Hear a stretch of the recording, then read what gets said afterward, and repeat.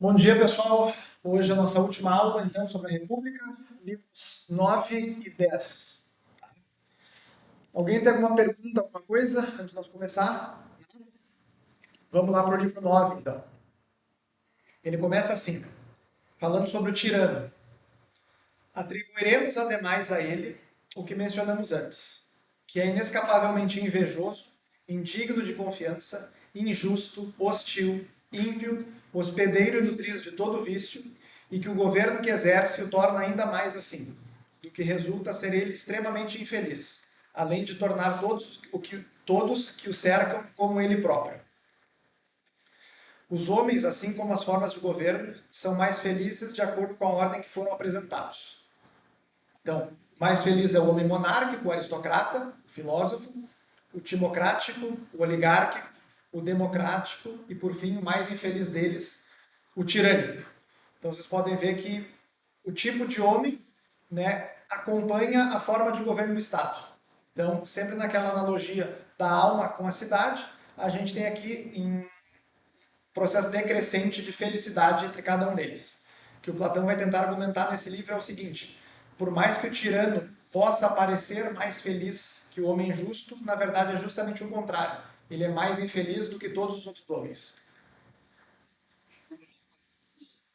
Ele está dizendo que a democracia Não, e que a oligarquia e a democracia, essas não, são necessárias. na verdade é o contrário. Ele está dizendo que a tirania vem da democracia. Então, se eu tenho tirania, é porque teve uma democracia antes, teve uma oligarquia, teve uma democracia. Ou seja, elas Isso, mas não quer dizer, ele não deixa explícito que necessariamente de uma democracia veio uma tirania. Mas que se há tirania, então ela veio da democracia. Certo? Mas eu imagino que ele te responderia, se ele estivesse aqui, que provavelmente vai implicar. Então vamos lá. O mais justo e o mais feliz é o mais real. E real aqui é de realeza, tá? Não é de realidade. Né? O mais justo e o mais feliz é o mais real, e que governa como um rei sobre si mesmo. E que o pior homem, o mais injusto e o mais infeliz é o mais tirânico, o qual tiraniza maximamente a si mesmo e ao Estado. Isso é válido independentemente de ser conhecido pelos seres humanos ou pelos deuses. Ou seja, é algo verdadeiro, ainda que seja ignorado. Então o que o Platão está dizendo aqui? Ó? Não depende do que eu acho. Ele está dizendo que é assim. O tirânico é mais infeliz que o homem justo, independente dele achar que não é ou de os outros acharem que não é. Lembra do exemplo do tio Cláudio, aquela vez que a gente estava conversando, né? Ah, mas como é que o ditador não é mais feliz? Lembra? Uma vez a gente estava conversando sobre isso? Né? Então o Platão está dizendo assim, ó, não. O tirano pode até achar que ele é mais feliz. Ele vai falar sobre isso depois. As pessoas na volta dele podem olhar e dizer assim, cara, mas ele tem poder, ele tem escravo, ele tem dinheiro, mas na verdade ele é mais infeliz do que todo mundo. E é o que o Platão vai tentar provar no resto do livro 9. Então ele começa dizendo o seguinte, ó, se a alma é dividida em três elementos, tal como o Estado é dividido em três tipos, deve haver três tipos análogos de prazeres. Tá? Olha só o que ele fala. O primeiro tipo de prazer, podemos dizer, constitui o elemento mediante o qual o ser humano aprende. Segue-se aquele com o qual ele experimenta a ira. Quanto ao terceiro, não é fácil designá-lo, uma vez que apresenta múltiplas formas, de modo que o designamos em função do que há de principal e mais poderoso nele, chamando-o de elemento apetitivo, devido à intensidade de seus apetites no tocante a alimento, bebida e sexo, e tudo aquilo que acompanha essas coisas, embora também o chamemos de elemento aficionado ao dinheiro, posto que é o dinheiro, sobretudo, que serve para satisfazer tais apetites. Então, assim, é importante que quando a gente lê isso aqui, a gente remeta àquela divisão que o Platão fez da alma anteriormente. Então, a parte de baixo, a parte do meio, a parte de cima. Tá? Então, o que ele fala ali, ó, o primeiro, mediante o elemento que o ser humano aprende. Então, é a parte de cima, a parte de ouro, a parte que fala sobre a sabedoria.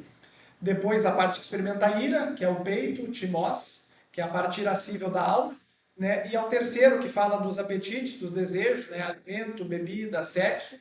E, por fim, também o dinheiro, é essa parte mais baixa da alma, a parte de bronze. Certo? Então, sempre tocar, sempre remeter a essa divisão.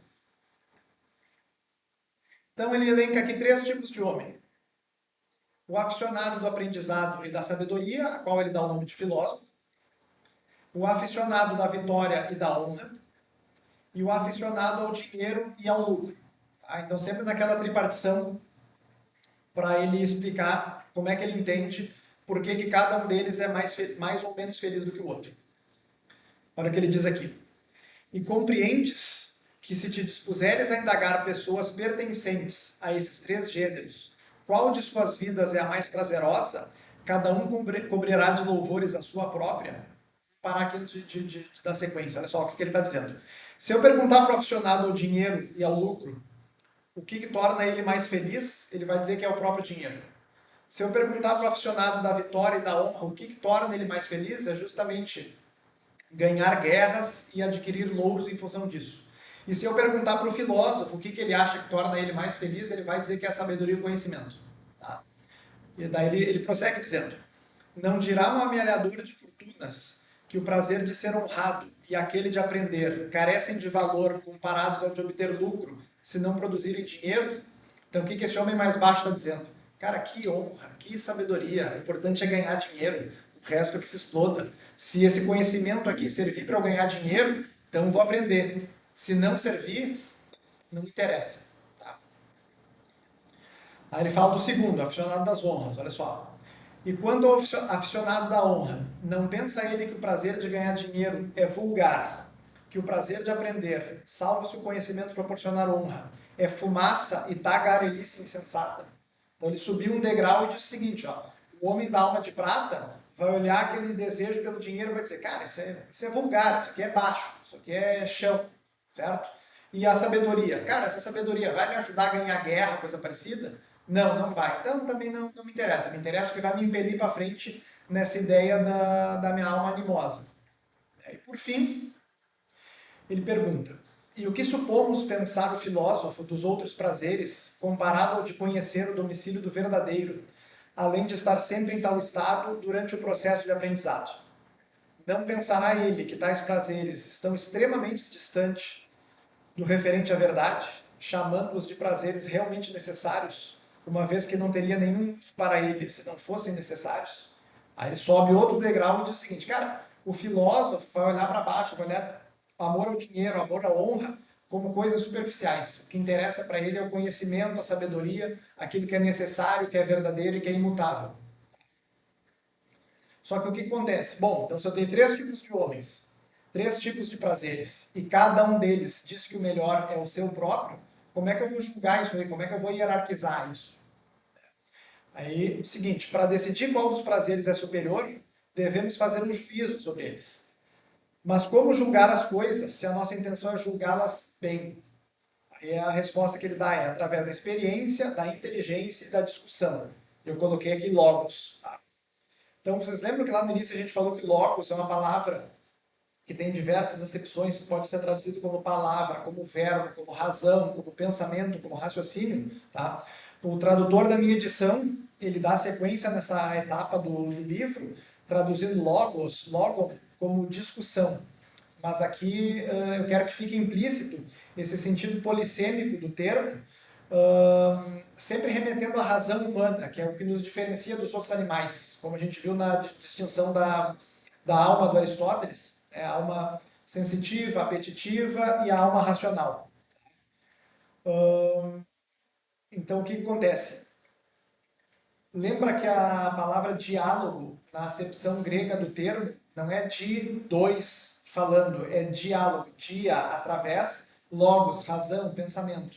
Né? Então, é justamente essa ideia de diálogo, nessa acepção antiga, que o Platão está se referindo, porque é exatamente isso que ele propõe nos diálogos dele. Uma discussão através do logos, diálogo nesse sentido antigo.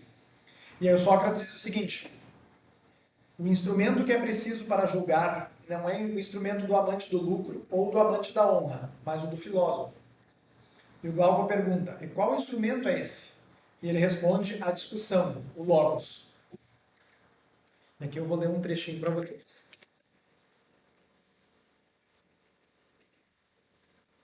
Ó. Ora, Se a riqueza e o lucro representassem os melhores critérios para o julgamento das coisas, as coisas louvadas e censuradas pelo amante do lucro seriam necessariamente as mais verdadeiras, com toda certeza. E se a honra, a vitória e a coragem constituíssem os melhores critérios, não seriam as coisas louvadas e censuradas pelo amante da honra e pelo amante da vitória as mais verdadeiras? É claro. Mas visto que os melhores critérios são a experiência, a inteligência e a discussão, o que concluir? Aí o Glauco responde que as coisas louvadas pelo amante da sabedoria e da discussão são forçosamente as mais verdadeiras. Aí o Sócrates retoma.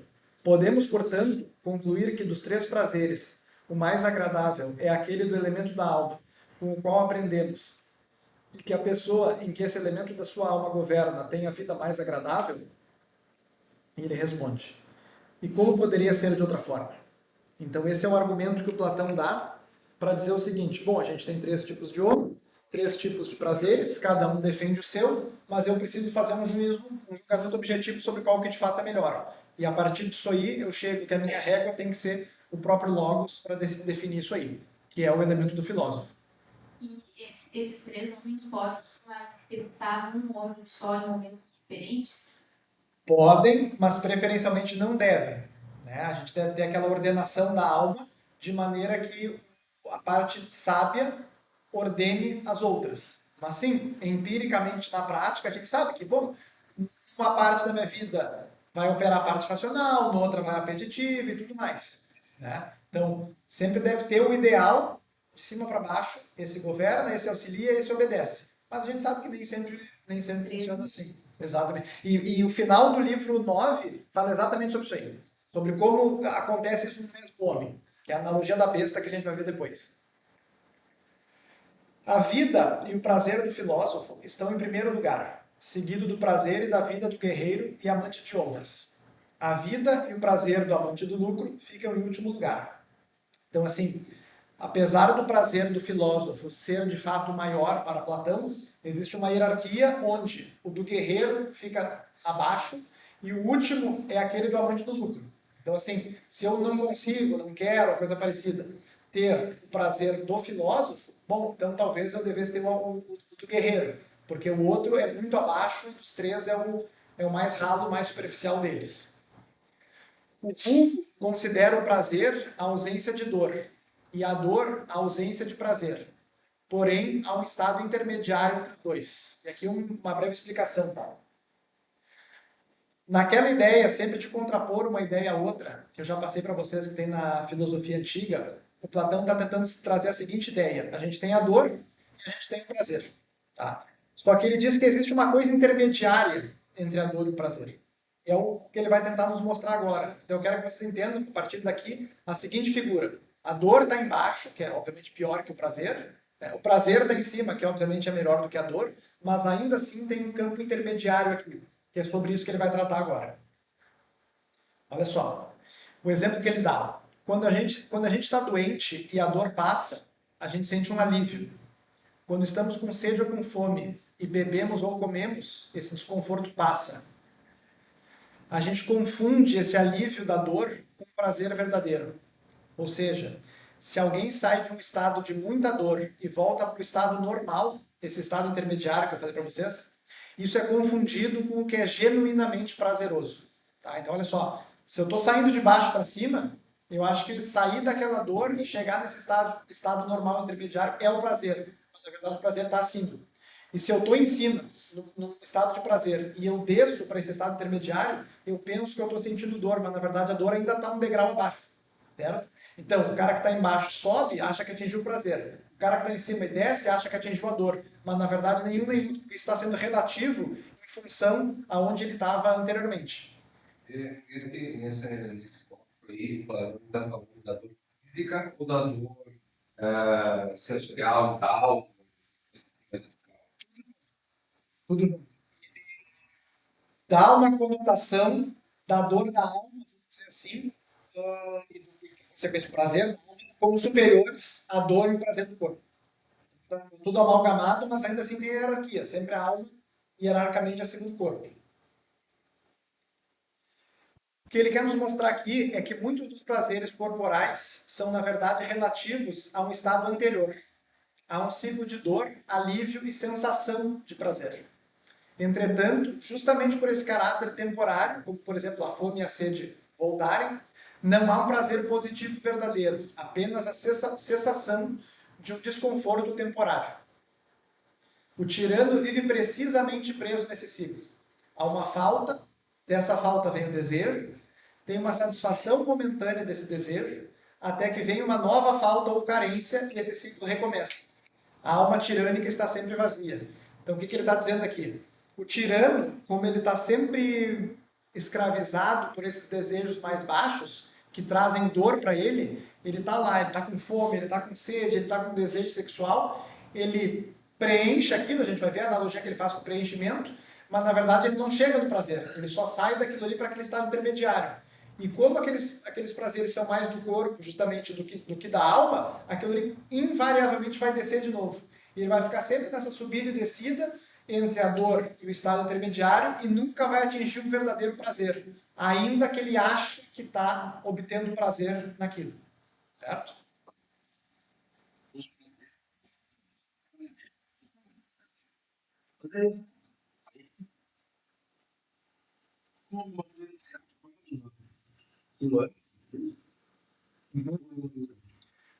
Boa pergunta. Boa pergunta. O que acontece? O Platão acha que existem, de fato, prazeres objetivos e genuínos, certo? O problema que ele está levantando do tirânico aqui é que ele acha que, preenchendo aquela carência que ele tem, ele está chegando nesse prazer, mas na verdade ele não está. Né? E mais adiante a gente vai ver que, para o Platão, o prazer genuíno é o prazer que ele é eterno e imutável. Então, por mais que eu coma uma comida que eu goste muito e tudo mais, possa ser um prazer corporal, ele não é um prazer mais genuíno porque ele é contingente, ele não é necessário. Não sei se eu consegui responder a tua pergunta, mas é a ideia do que ele acha que é o prazer. Isso, exatamente. Em contraste com isso, o prazer intelectual não depende da remoção de uma dor anterior. Ele é, portanto, mais estável e positivamente bom, ao contrário apenas de livrar o indivíduo de uma dor ou carência.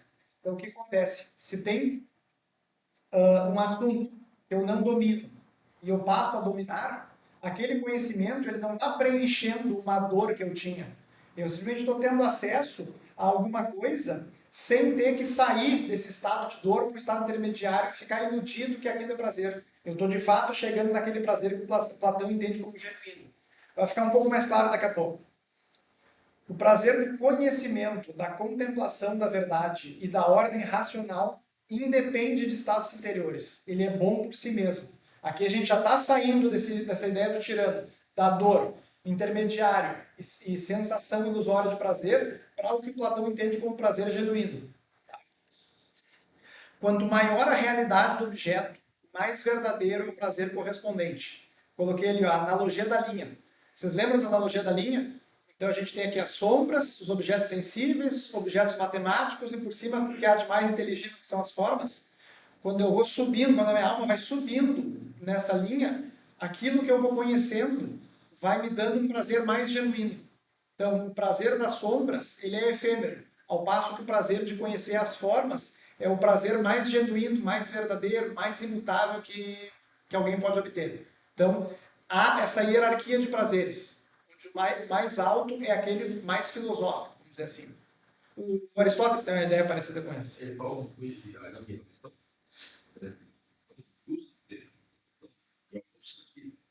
Não, mas tem alguma conotação que tu queira dar para a argumentação?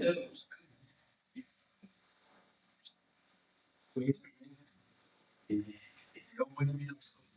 Ele não é na universidade. Não. Isso aí. Você fica iluminado. Ele não usa esse termo, mas alguma ideia nesse sentido está presente. Alguma ideia nesse sentido está presente por quê? Porque quando o filósofo entende que ele está dentro da caverna, vendo sombras, aí levanta, se dá conta que tem fogueira, tem os objetos, ele faz aquele caminho ascendente para tentar sair, ele contempla a forma do bem, é aquilo que eu devo contemplar de fato e é aquilo que vai me trazer mais prazer. Ainda que eu tenha que retornar para tirar o pessoal de lá, certo? Então ele fala que o cara que está obtendo prazer com a sombra, cara, isso é completamente imutável. O cara acha que tá muito bom, tá muito legal, mas cara, esse prazer é teu aí, sabe? Vai cair de volta naquilo, vai subir, vai cair, nunca vai cessar esse prazer da parte superior da linha. Né? Então, apesar de ele não usar o termo admiração, essa conotação que tu deu está presente. As coisas sensíveis não são estáveis, mudam constantemente. Portanto, os prazeres ligados a elas também são instáveis e imperfeitos. Já os objetos da razão, inteligíveis, que estão na parte superior da linha, como a verdade, a justiça, a bondade, a beleza, são eternos e imutáveis. Portanto, os prazeres associados a eles são estáveis e mais reais. E aqui vem a parte que ele faz uma analogia com a ideia de preenchimento. Comida, bebida e sexo preencheriam um vazio do corpo. Porém, por sua própria natureza, teriam um grau de realidade menor e, consequentemente, um tipo de prazer inferior.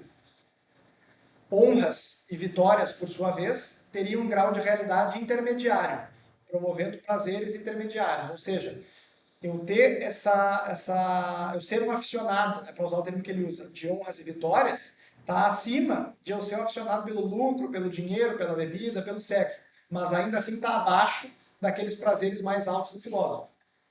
E o conhecimento, então, preencheria a alma com o que é mais real, eterno e imutável, proporcionando um prazer mais superior dos três. Esse argumento explica porque Platão entende que, mesmo tendo todos os seus desejos atendidos, o tirano é mais infeliz do que o homem justo. Então aqui retoma o que a gente falou no início. Tanto o tirano quanto quem está olhando para ele pode pensar, cara, esse cara é muito feliz, ele tem tudo que ele quer, na hora que ele quer e tudo mais. Mas será que ele é feliz de fato? Né? E o Platão diz, não é feliz porque ele está muito longe do prazer verdadeiro. Trasímaco, no início da República, confunde como vulgo a ausência de dor e o preenchimento com prazeres passageiros com felicidade. Mas isso é apenas uma condição transitória, ou seja, ele vai voltar para aquilo ali depois. Quanto mais a alma sobe, mais realidade e estabilidade encontra, tornando o prazer mais genuíno e verdadeiro. O tirano está preso na região inferior. Ele vive em função dos seus desejos, apetites e compulsões, e toma o alívio da dor como se fosse prazer. Por fora pode haver uma casca de riqueza, poder e bem-estar, mas internamente esconde-se vazio, medo, dependência e uma insatisfação infinita e crônica.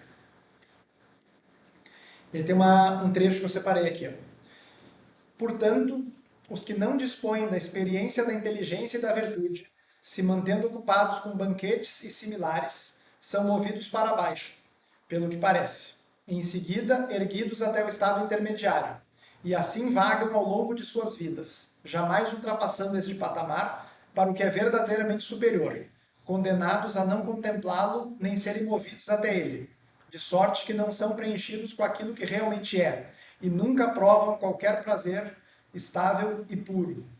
Ao contrário, a feira do gado mantém-se com o olhar dirigido para a terra e com suas cabeças inclinadas para suas mesas, comem, engordam e copulam, numa mútua emulação, para se sobrepujarem reciprocamente nessas coisas. Eles se escoiceiam e dão marradas entre si, com seus cornos e ferraduras, matando-se uns aos outros, nos seus desejos insaciáveis. E é furada a urna que se empenham em preencher. Nem ela, nem as coisas com as quais tentam preenchê-la estão entre as coisas que são. Então, assim, o texto do Platão, para nós, assim, às vezes pode parecer meio entroncado, mas acho que ficou clara a mensagem que ele está passando aqui, né? O tirano está sempre envolvido com seus prazeres e apetites mais baixos. Então, eu vou comer quando tiver fome, eu vou copular quando tiver vontade, eu nunca vou atrás de alguma coisa maior e melhor do que aquilo ali. Eu vou sempre viver essa vida das sombras, remetendo à caverna, remetendo à linha. Então vocês podem ver que à medida que a gente vai chegando ao fim do livro, as coisas todas vão se juntando para tentar mostrar qual parte do argumento do Platão vai se encaixando para finalizar a ideia toda que ele tem aqui de ordenação da alma, das partes da alma do Estado e como é que vive cada um deles. E ele está retomando aquela ideia, depois ele vai dizer para o Sócrates, vai dizer para ser refeita a concessão que ele fez do justo e do injusto, vou mostrar isso aqui para vocês depois, para tentar mostrar que é o seguinte, ó, não só isso é verdadeiro, independente de eu achar, como se eu achar o contrário, está errado. O justo sempre vai ser mais feliz que o injusto. E aí, se a gente concorda com isso ou não, depois a gente vê. Mas o fato é que essa é a ideia que o Platão está defendendo aqui.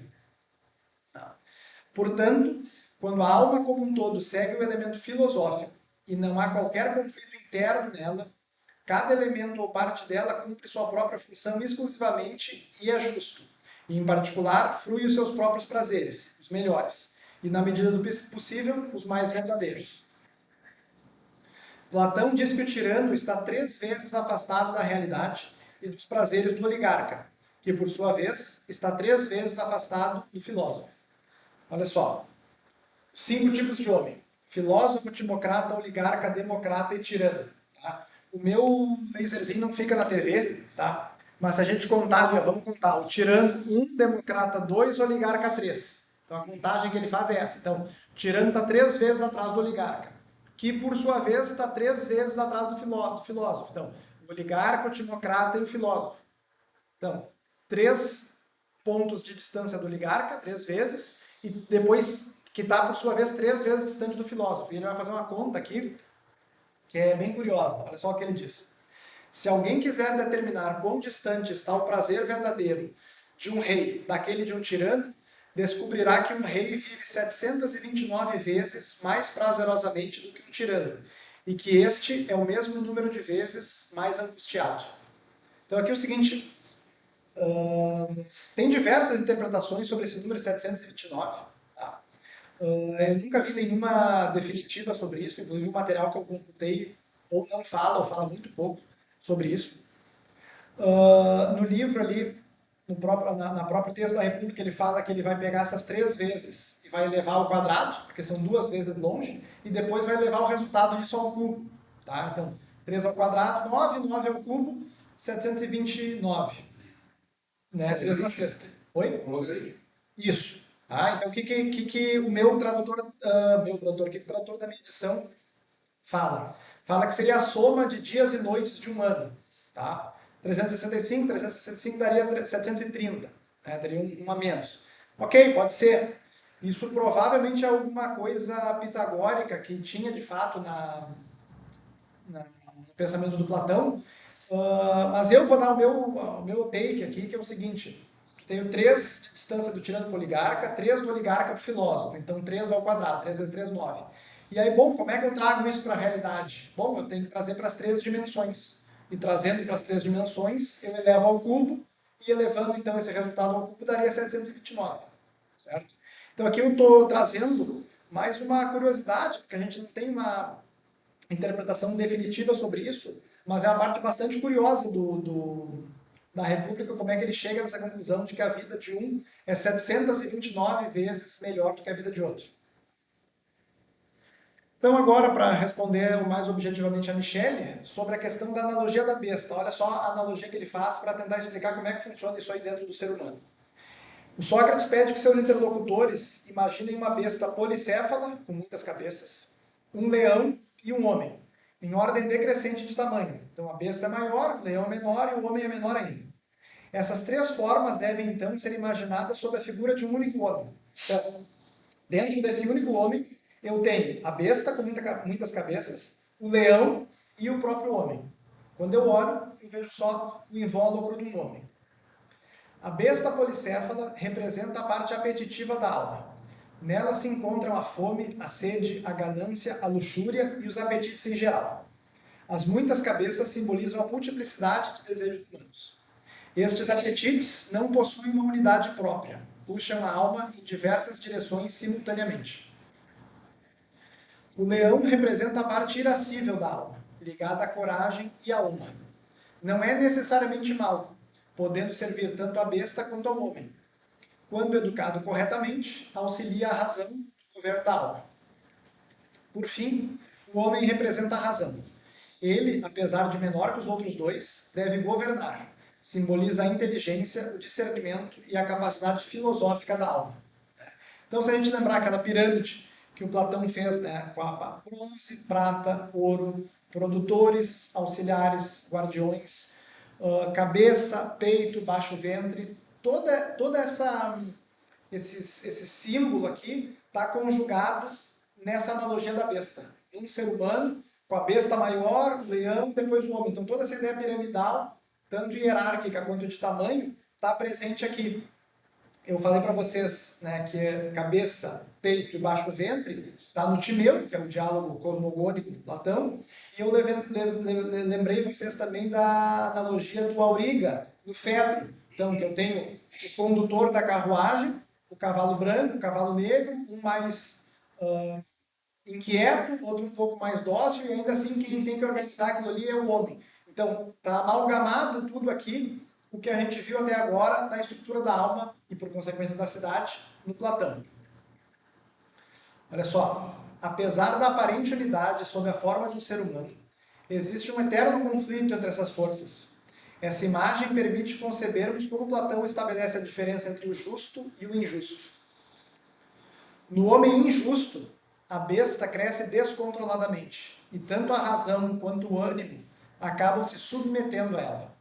A razão justifica os apetites e a parte irascível o impele a realizá-los. Já no homem justo, a razão governa, o leão auxilia a razão e os apetites são disciplinados. Não há supressão ou destruição dos desejos. O que ocorre é um ordenamento da alma em virtude de cada uma das partes exercerem a função que lhes cabe. Politicamente, a analogia se mantém. Como em toda a república, a cidade é a alma em letras garrafais. Ou seja, em um Estado, também os reis filósofos devem governar, os guardiões auxiliares devem ajudá-los e os produtores e artesãos devem produzir e realizar suas respectivas funções. Tem aqui uma recapitulação da ideia de que a justiça é a ordenação correta das partes, seja da alma, seja da cidade. Um homem ou uma cidade bem governados tem cada uma de suas partes operando de acordo com a função que lhe cabe. Isto, por fim, será como os olhos convertendo o corpo em direção à ideia do bem. Lembra que o conhecimento não é colocar a visão do olho que não tem, é fazer aquele olho se direcionar, convertendo o corpo todo em direção da ideia do bem, que é representado pelo sol na caverna. E aqui a gente termina o livro 9, vamos para o livro 10. Se alguém tiver alguma pergunta, alguma coisa, alguma consideração. Isso, cara. Pois é. Claro. Parece pensão justamente. Uhum. O termo que ele usa é conversão. Uhum. Mas Ligar o ar, mas só no ventilação. Beleza. Eu porque um dia daí Não, vamos ver como é que fica. Ó. Se me avisa, eu paro aqui e troco. sim. Cara, que pra mim. Vamos pro livro 10, para você me avisa. Começa assim. Efetivamente, há muitos outros fatores que me certificam que estávamos totalmente certos em fundar e organizar o Estado como o fizemos. Eu digo particularmente com referência à poesia. O Sócrates levanta então a questão da imitação. Ele dá o exemplo da cama, pessoal. Existe a ideia da cama, que está na natureza, Deus criou. Existe a cama como objeto sensível que o carpinteiro construiu. E tem, por exemplo, a pintura da cama produzida pelo pintor. Então tem a ideia, tem o objeto e tem a representação desse objeto. O pintor é o terceiro a partir da natureza. Aquela mesma ideia, aquela mesma contagem que ele fez ali. 1, 2, 3. Não. O pintor é o terceiro a partir da verdadeira natureza, que é a ideia. Portanto, ele é apenas um imitador. O mesmo valeria para o poeta. Não podendo criar nem a ideia, nem materialmente um rei, por exemplo, ele apenas poderia criar a imitação de um rei, estando, por isso, 3 níveis distante da realidade. Além disso, o artífice que fabrica a cama baseia-se na ideia da cama, na sua essência. O pintor, quando pinta a cama, pinta baseada na cama feita pelo carpinteiro, ou seja, imita aquilo que aparece, não aquilo que é, a cópia de uma cópia. Então, olha só. O exemplo que ele dá aqui é o seguinte: existe a forma da cama, a ideia da cama, feita por Deus, está na natureza. O carpinteiro, ele de alguma maneira olha, contempla aquilo e ele faz a cama sensível materialmente. O pintor, quando vai representar isso numa tela, ele pinta a cama que o carpinteiro fez. Então ele está 3 degraus distante da realidade. E o que acontece? Ele trabalha ali com duas palavras, que é Feinestai, aparecer, e Einai, que é ser, tá? Que eu deixei em negrito ali. Então o que acontece? Quando o carpinteiro copia, vamos dizer assim, a ideia da cama e faz a cama materialmente, ele está fazendo aquilo ali na sua integridade. Então o que acontece? De qualquer lugar que eu olhar a cama, eu vou ter pé, eu vou ter a guarda, a cabeceira, o colchão, tudo mais. Já o pintor, ele vai pintar só um lado daquela cama. Olha só, a cama é lá em 3 dimensões, aquela coisa toda. Quando o pintor vai representar, ele representa só um lado, só o que aparece, não o que de fato é. Tá? Eu sei que não é um conceito muito fácil, tá? Mas a ideia é justamente isso aí. O carpinteiro produz aquilo que é. Posso ir lá, deitar na cama, utilizar ela de qualquer lado que eu olhe, tá tudo certo da cama ali. Já o pintor, ele só tem um lado daquilo, ele não consegue representar o outro lado em função da arte dele, que é uma arte imitativa. E Platão não é a favor disso.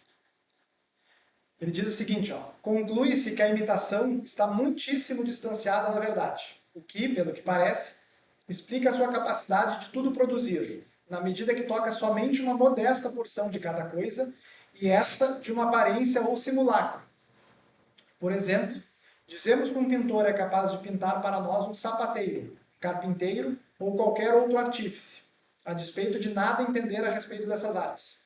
Todavia, se ele for um bom pintor, ao exibir sua pintura de um carpinteiro à distância, será capaz de iludir crianças e pessoas tolas, levando-as a pensar que se trata verdadeiramente de um carpinteiro. Então, ele está dizendo aqui, está tratando o pintor quase como alguém que representa essas sombras. A pessoa vai tomar aquilo por verdade, quando na verdade aquilo não representa nada, ou pelo menos representa só aquilo que aparece e não aquilo que de fato é. O criador da imagem, o imitador, nada conhece daquilo que é, somente da sua aparência, ou seja, daquilo que aparece para ele. Parece então que estamos positivamente de acordo que o imitador não dispõe de nenhum conhecimento valioso das coisas que imita, mas que a imitação é uma espécie de jogo a não ser encarado seriamente, e que todos aqueles que se envolvem com poesia trágica, quer escrevam em iâmbicos ou poesia épica, são todos ao máximo imitadores. Então, quais histórias? Este livro aqui, que foi um dos que eu usei, tá? A autora não gosta muito do livro 10. Ela fala que o livro 10 pode ser entendido como um apêndice, ele não tem muito porquê estar ali. Né? Ela fala assim, o Platão, inclusive, se desdiz. Lá no início ele fala que pode algum tipo de história, algum tipo de música, algum tipo de poesia, depois ele diz que não pode nenhuma. Né? Eu acho que a gente podia entender isso aí de outra maneira. Né? Então vou ler aqui e depois eu explico. Né? Como uma síntese para o livro 2, onde eu perguntei lá se vocês lembrar. Quais histórias, então? E aí eu copiei do slide daquela época, daquela outra aula. Histórias onde os deuses sejam bons, não sejam magos que se transformam e que nem nos enganam por meio de falsidades nas palavras ou nos atos. Vocês lembram disso? Que ele está falando de quem é corajoso, de quem morre em função de algo que é maior e que os deuses são perfeitos. Tá? Olha só, as histórias elas devem então imitar as formas inteligíveis, eternas, imutáveis e necessárias, não as coisas sensíveis, efêmeras, mutáveis e contingentes. Então a leitura que eu proponho aqui é a seguinte: o nosso poeta, né, ou o poeta do Platão na República, ele deve ser assemelhado ao carpinteiro. O que eu quero dizer? Quando ele for fazer as suas histórias, a sua poesia, a sua música, ele tem que se espelhar nas formas, e não no que é sensível e contingente e mutável. Então, o que a gente tem hoje É o poeta como imitador aqui embaixo, olhando para as pessoas e representando elas. Mas, na verdade, ele deveria estar um degrau em cima, olhando para as formas e representando nas suas histórias, músicas e poesias aquilo que é eterno, necessário e imutável, não aquilo que está aqui embaixo. Certo? Então, ele vai falar agora sobre a imortalidade da alma. Eu entendi, falou aqui, o carpinteiro é a pessoa que age e faz ação, tá? E aquele poeta ali, que eu falava, aquela pessoa que fala, mas não faz, só conta uma parte da história. É uma boa leitura. Acho que trazendo para a nossa vida mais imediata, mais prática, é uma boa leitura. E mais do que isso, é fazer orientado para a forma do bem. Além só de fazer e não só ficar falando, fazer orientado para o lugar certo. Então, sim, concordo com essa leitura. Mais alguma pergunta? Vamos para a imortalidade da alma. Ele diz o seguinte, olha só. O que realmente grande poderia existir num breve período de tempo. De certo, o tempo da infância e a velhice seria curto se comparado à totalidade do tempo? Bem, achas que uma coisa imortal deveria entreter alguma séria concernência com esse curto período de tempo, em lugar de entretê-la com todo o tempo? Olha só. Ele pergunta o seguinte, olha só. O que de grande poderia acontecer num período curto de tempo? O tempo da infância e a velhice, o tempo de vida de um ser humano, ele não seria curto se a gente comparar isso com a eternidade. E depois ele diz assim, se existe uma coisa imortal, ela tem que se preocupar com esse período curto de vida de um ser humano, ou ele tem que se preocupar com a totalidade do todo, com a eternidade. E depois ele faz a seguinte pergunta, que até dá uma espantada assim do Glauco. Ele pergunta, já compreendeste que nossa alma é imortal e jamais destrutível? E aqui ele vai tentar argumentar em função disso, que a alma não pode ser destruída. O argumento funciona mais ou menos da seguinte maneira. Discursas, naquela ideia do logos, pensa, raciocina, fala sobre bem e mal, respondem para ele que sim. Aí ele diz, o que destrói e corrompe é sempre o mal. O que preserva e é benéfico é o bem.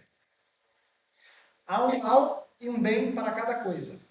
A oftalmia, que seria uma doença dos olhos, uma conjuntivite, alguma coisa assim, é o mal dos olhos. O apodrecimento seria o mal da madeira e a ferrugem, o mal do ferro. Quando um desses males se liga à coisa, a torna má, desintegra e a destrói completamente. Aqui tem a primeira conclusão. Portanto, o mal natural de cada coisa, que pode ser entendido como um mal congênito, e o seu vício correspondente destroem essa coisa. E a segunda conclusão que ele chega é a seguinte, se não destruírem a coisa, ou seja, se o mal congênito, junto com o seu vício associado, não destroem aquela coisa, nada destruirá. Já que o bem jamais destrói alguma coisa, e o que é neutro não é nem bom nem mal.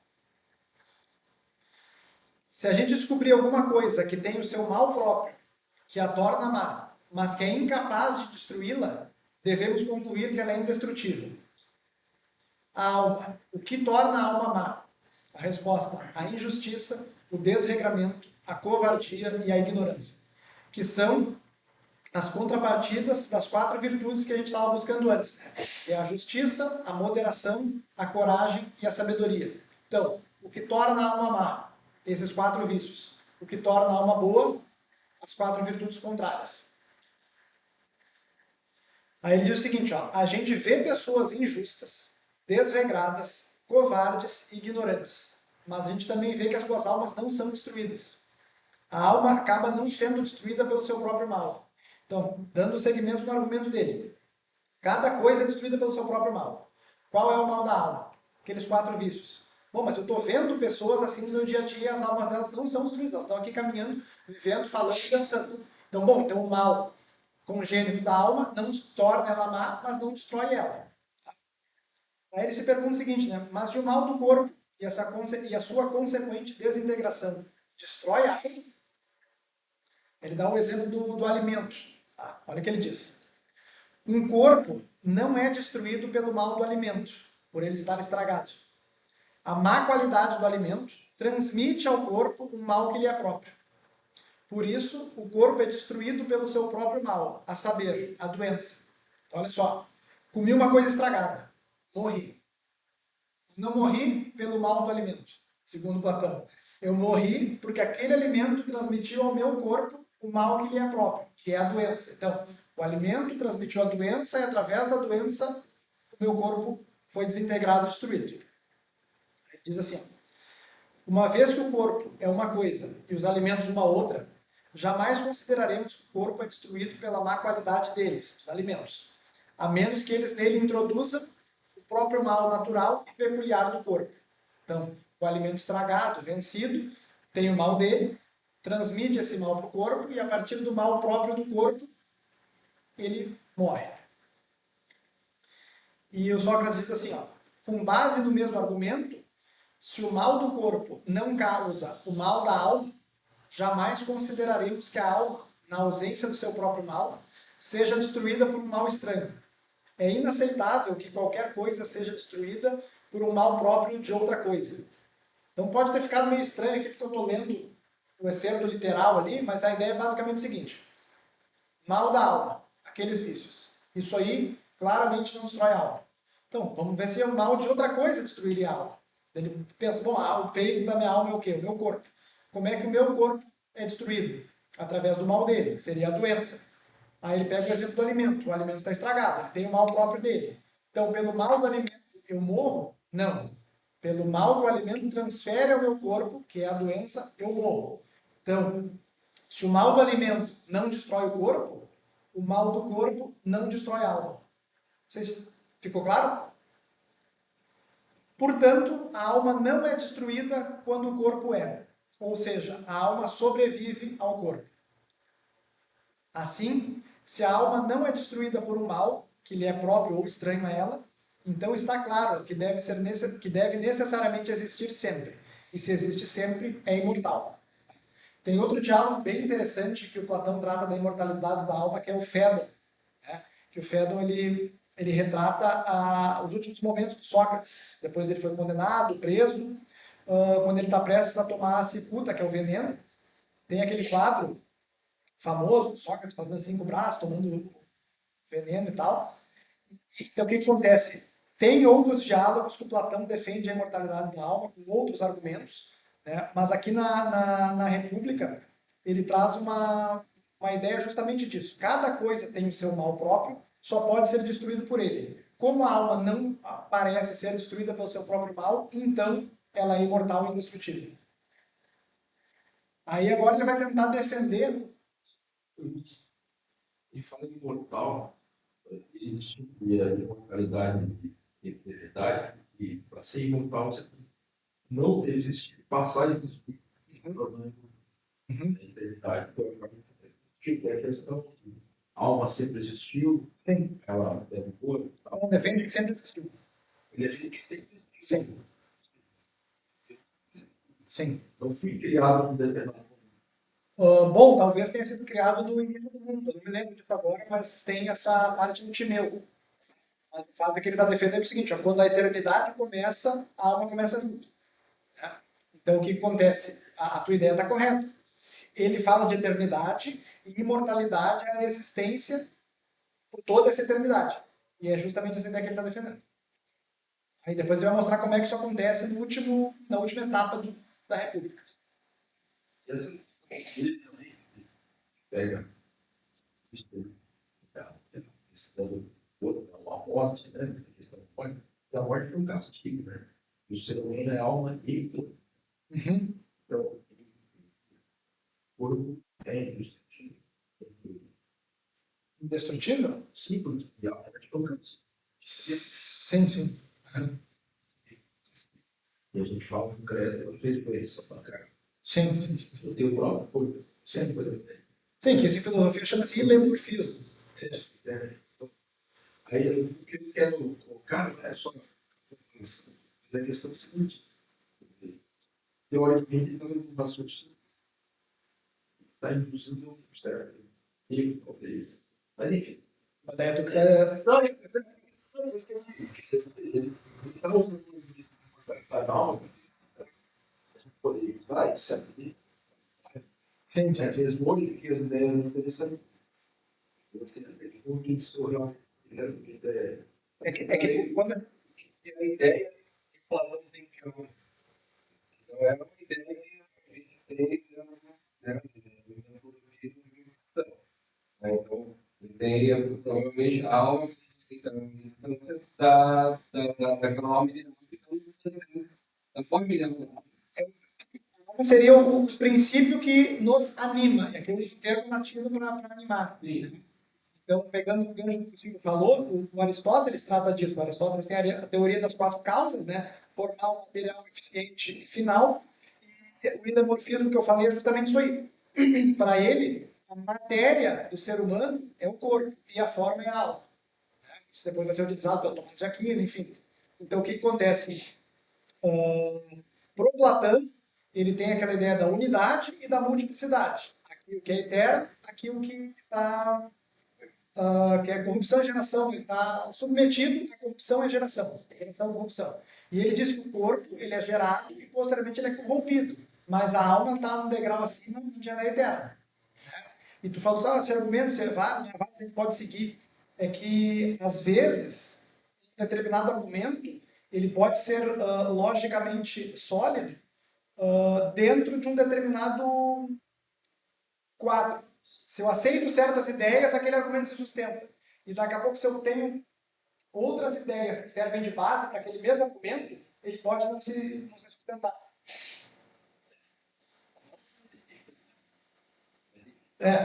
O problema é que eu, como ser humano, não posso conhecer a realidade última. Pelo menos aqui eu não.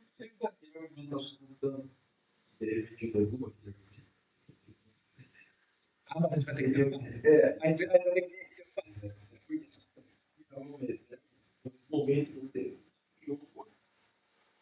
O Aristóteles discorda. Não, o corpo sim, claro. Né? Mas o Aristóteles diz que o mundo não tem isso, não tem isso, enfim. Que já é diferente do Platão. Isso, isso. Claro, a questão da alma pediu que nesse diálogo, cara, e aumentou ela para ele existia antes da piada tem algo claro, forte, foi aqui, né? Eu não tinha então ela foi para ele agora Deus e aí é individualmente aí já só que claro, você precisa também depois deixa ele ver embora mas aqui o Deus aqui em direito é a multiplicidade em tempo e a gente Depois da corrupção. Exatamente. Então o que acontece? Olha só. No Timeu ele trata disso. Vou ficar devendo aqui para vocês que eu puder sobre isso, mas no Timeu ele trata da cosmogonia e como é que isso vem a ser. Que é justamente aquele devir, vir a ser. Então, o argumento dele aqui, na verdade, é ontológico, de fato, da alma ser imortal, mas me parece que a principal função dessa parte na República é argumentar em função da moralidade. A gente vai entender depois aqui o porquê. Porque ele quer dizer o seguinte, ó, eu poderia vir aqui, ser injusto, coisa parecida, morrer e acabou. Entende? Então, assim, ele defende que a alma imortal, defende, mas a mim parece que a principal defesa disso na República é defender uma ideia moral.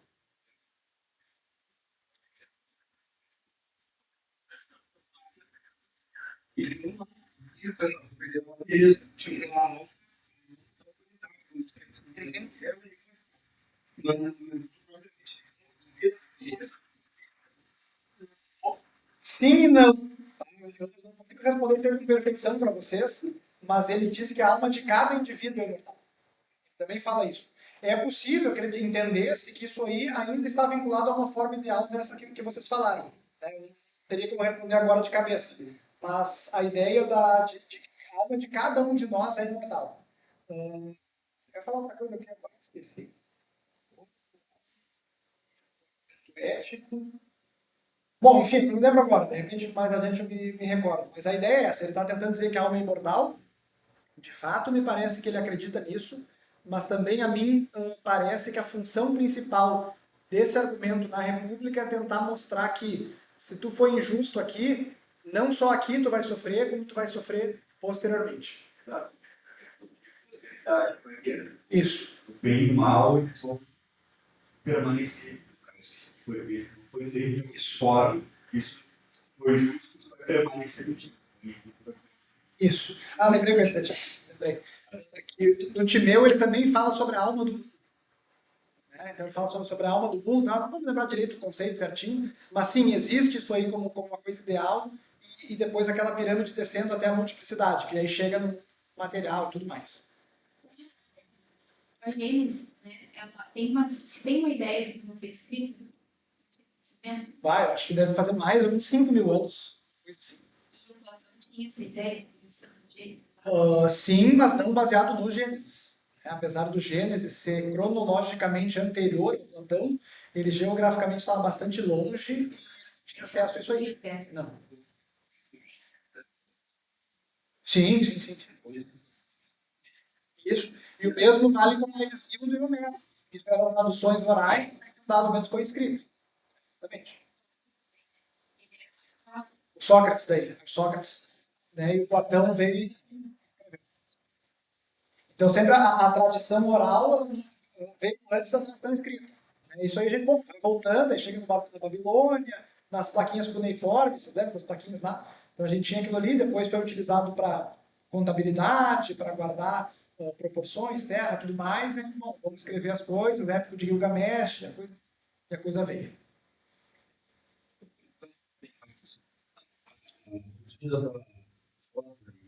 Matéria.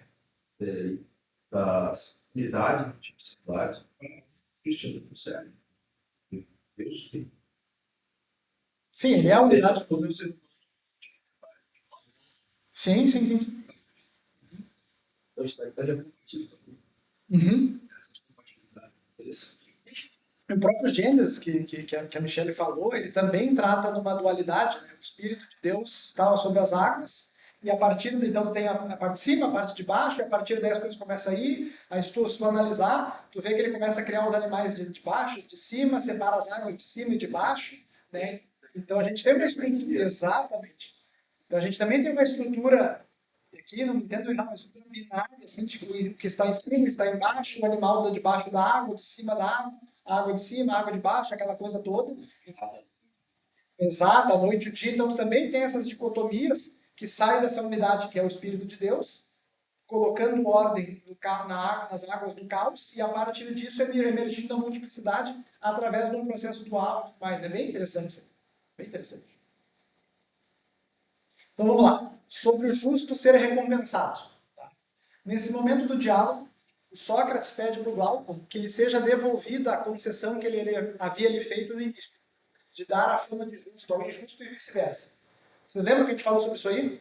Vamos dar a fama de justo para 100% injusto e vamos dar a fama de injusto para quem é 100% injusto. E dele fala que aquele que é justo com a fama de injusto vai sofrer uma série de coisas, e o que é injusto com fama de justo vai colher uma série de benefícios. E agora ele fala, beleza, concedi para vocês, vamos voltar à ordem normal das coisas. E ele diz o seguinte, ó, o Sócrates diz que todos os louvores que o injusto com fama de justo recebeu em seus exemplos são, na verdade, recebidos pelo indivíduo justo. Da mesma maneira, as punições atribuídas ao justo com fama de injusto são, na verdade, aplicadas ao indivíduo de fato injusto. Então, se nenhum nem outro passa despercebido, um será amado pelos deuses, enquanto o outro odiado, como assentimos no início.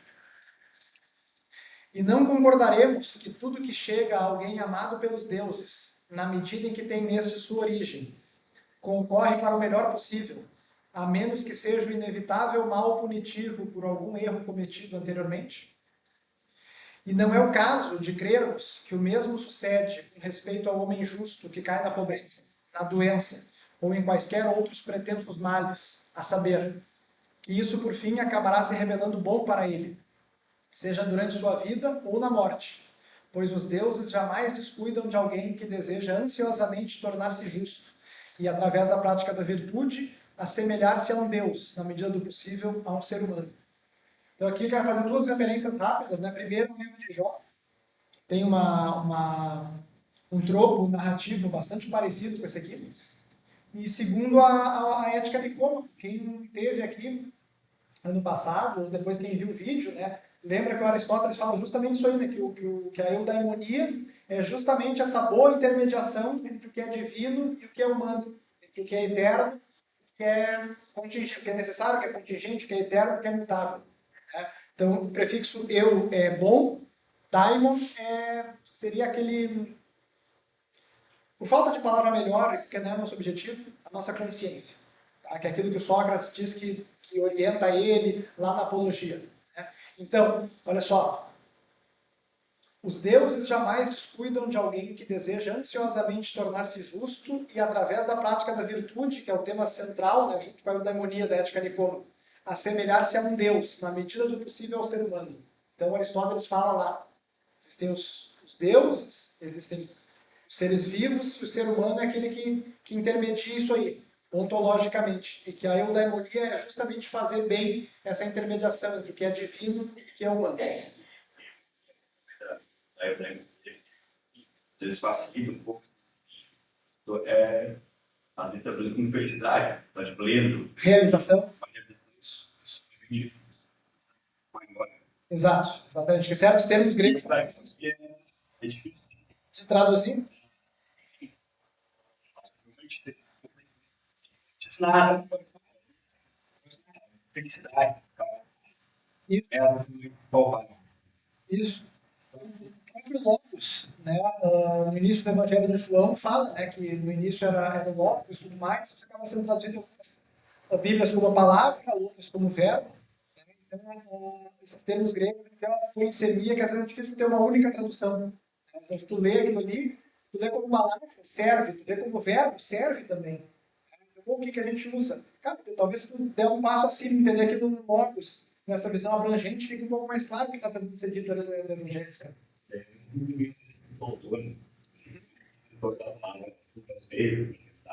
Sim. Paralelo, entender o que ele está querendo dizer. Exatamente. Essa construção. É uma consciência que não é necessariamente única, minha espécie de consciência. Mas é individual. Cada um tem o seu. Cada um teria o seu daimon. E a gente vai ver como é que a gente chega nesse daimon em seguida aqui. Chegamos na parte final, então, do livro 10, por consequência, na parte final da República, que é o que ficou conhecido como mito de Er. O Er, ele era filho do Armênio, da raça dos Panfilianos. Ele foi um bravo guerreiro que morreu em combate. 10 dias depois, quando os cadáveres foram recolhidos em avançado estado de decomposição, o corpo de Er continuava íntegro. Foi levado para casa e no seu funeral, já no 12º dia, na pira, e queimar o Er, ele reviveu. Em seguida, ele relatou que ele viu no além. E é assim que o Platão fecha esse diálogo. Depois de sua morte, sua alma, junto com muitas outras, viajou até chegar a um lugar maravilhoso. Lá haviam juízes julgando as almas. As justas eram enviados para a abertura que havia acima e à direita. Os injustos eram enviados para a abertura que havia abaixo e à esquerda. Ao se apresentar aos juízes, disseram-lhe que deveriam atuar como mensageiro aos seres humanos, contando-lhes tudo o que via e ouvia ali. Haviam almas descendo pela abertura acima à esquerda e havia almas subindo por uma abertura abaixo e à direita. As que subiam estavam sujas e as que desciam limpas. As que haviam subido choravam à medida que lembravam das coisas horríveis que haviam sofrido abaixo da terra, ao passo que as que desciam narravam os deleites experimentados no céu. Então, o Er morreu em combate, foi para esse mundo, esse lugar maravilhoso, e ele via as almas justas subindo e as injustas descendo. E ao mesmo tempo ele via algumas almas de baixo subindo e de cima descendo, ou seja, essas aqui já tinham tido a sua punição ou recompensa. Por isso que as de baixo subiam sujas e as de cima desciam limpas, e as de baixo choravam as agonias que sofreram embaixo da terra, e as que vinham de cima celebravam as alegrias que tiveram no céu. Aos injustos, a pena era 10 vezes maior do que a injustiça que haviam cometido. Os justos eram recompensados também nessa mesma medida. Ou seja, a injustiça nunca fica sem consequência. A ordem moral do cosmos é real. E esse é um dos motivos que eu entendo que esse argumento da imortalidade da alma ele tem uma função mais moral do que necessariamente ontológica, o que não nega essa outra versão. Via-se então o fuso da necessidade, operado pelas parcas ou moiras, láqueses, cloto e átropos, que se representariam o passado, o presente e o futuro. Eu até acabei esquecendo de colocar a imagem aqui, mas quando eu li isso aí a primeira vez, tempo atrás, eu lembrei do filme da Disney do Hércules. Vocês lembram do filme do Hércules? Que tinha elas que ficavam fiando o fiozinho, depois o cara morria, elas cortavam e tal. Então é essa a ideia aqui, essas três moiras que operam o fuso da necessidade. Trata do destino das pessoas. A partir daí, as almas deveriam escolher suas novas vidas. A ordem da escolha era sorteada, mas cada um poderia escolher livremente. Então, quando vinha ali um profeta e jogava a sorte, como ele coloca, cada um recebia o seu número. Caiu o númerozinho perto, ele pegava. Então, a ordem de escolha é sorteada, mas no momento de fazer essa escolha, cada um pode fazer a escolha. E olha o que ele diz aqui, ó. Há uma vida satisfatória e não há, mesmo para aquele que se apresenta por último, desde que ele escolha sabiamente e viva seriamente. Então a ideia que ele está dizendo é o seguinte, cara, tu pode escolher, apesar da ordem ser aleatória. E não reclama muito, toda a vida pode ser boa. Depende de tu escolher sabiamente e viver seriamente. Ele fala que lá tem todo tipo de vida para ser escolhida, de reis, de escravos, de homens comuns e de animais de todo tipo. Ele dá vários exemplos de personagens mitológicos, né, escolhendo determinadas vidas diferentes. Sócrates relata a escolha de um homem por uma vida tirânica. Olha como é que ele fala que o homem escolheu uma vida tirânica, um exemplo que ele dá. Apesar de ter descido dos céus, ou seja, ele passou parte do tempo dele depois de morto no céu, ele foi para lá porque ele foi virtuoso por força do hábito e não pela verdadeira filosofia. Portanto, ele acabou não sabendo fazer a escolha certa e terá de se contentar em ser um tirano na próxima encarnação. Então, olha só. O que ele está dizendo aqui? Ó? Por mais que eu me comporte adequadamente aqui nessa vida, nesse mundo, se eu fizer isso aí só por causa que é a tradição, porque alguém me mandou, coisa parecida, eu não vou adquirir a verdadeira sabedoria, eu não vou ser um verdadeiro filósofo. E isso vai acabar se manifestando quando eu tiver que fazer a escolha da próxima vida. Eu vou olhar o tirano e vou achar que ele era feliz, quando na verdade ele não era. Por quê? Porque eu estive lá em cima, não porque de fato eu sabia que aquilo era bom, mas porque me mandaram, porque, enfim, eu não tive a sabedoria. E essa falta de sabedoria vai me fazer escolher errado posteriormente, ainda que eu tenha vindo do céu. A filosofia prepara a alma para fazer essa escolha com sabedoria. A responsabilidade pelas escolhas, por essa escolha, é dos seres humanos, ou de suas almas, e não dos deuses. Não há como culpá-los pelos infortúnios vividos. E aqui Platão tira a responsabilidade do que acontece de ruim na vida dos deuses. Ele coloca essa responsabilidade na gente. Né? Que a escolha que a gente faz, depois que a gente morreu, quando a gente teve a nossa punição, a nossa recompensa, e chega no fuso da necessidade para escolher a nossa própria vida, é a gente mesmo que escolhe a vida baseado na vida que a gente teve anteriormente. Então ele está querendo tirar a responsabilidade do Deus daquilo que é ruim. Se a gente lembrar lá no livro 1, 2, não lembro agora, que ele falou justamente o Deus só pode ser responsável por aquilo que é bom, nunca por aquilo que é mal. E aqui ele está justamente tirando essa responsabilidade e colocando na nossa vida pregressa, se a gente obteve sabedoria, a gente vai conseguir fazer a escolha certa.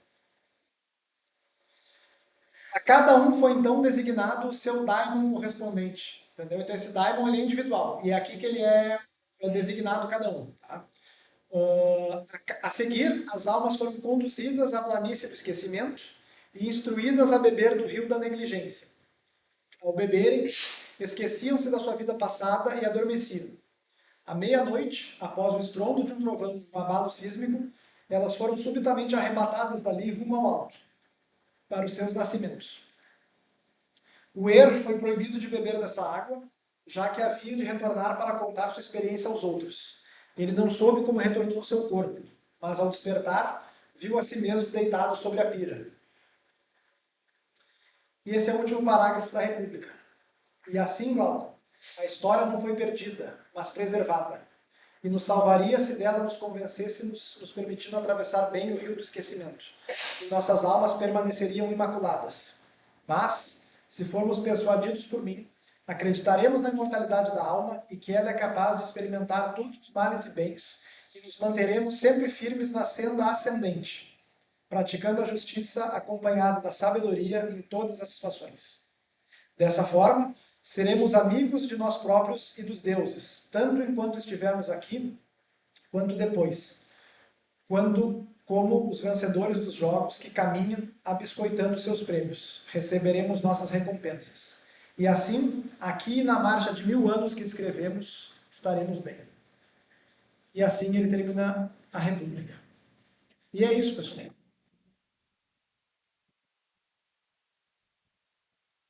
Obrigado. No final ali é uma coisa de papel. Parágrafo também Tá? que basicamente assim, eu não existe, né? Se a moça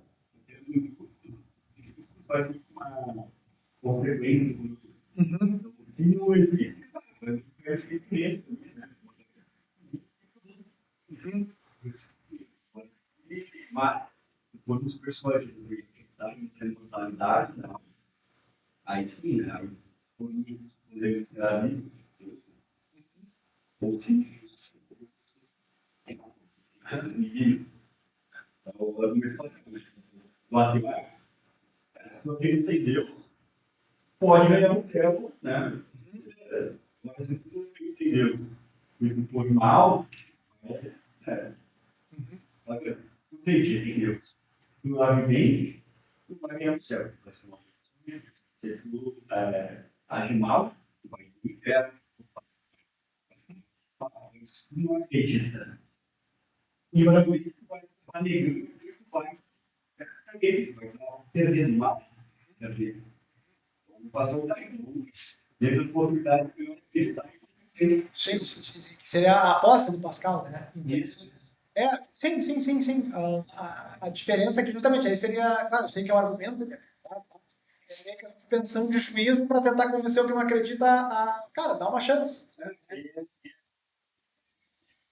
Sim. Só que o Platão escreveu isso aqui tudo para justamente tentar nos convencer de que sim, existe, sim, as nossas escolhas importam não só aqui, como depois. Era o que ele acredita. Sim. Ricardo foi o espírito. Eu vou voltar. Sim, ele acredita justamente que tem psicose, né? Que é a transmigração das almas, que é o Pitágoras e tudo mais. Então, eu não sei se alguém tem mais alguma pergunta, agora é a hora. Vamos começar a nossa última aula. E aí, se alguém tiver alguma pergunta, comentário, alguma coisa.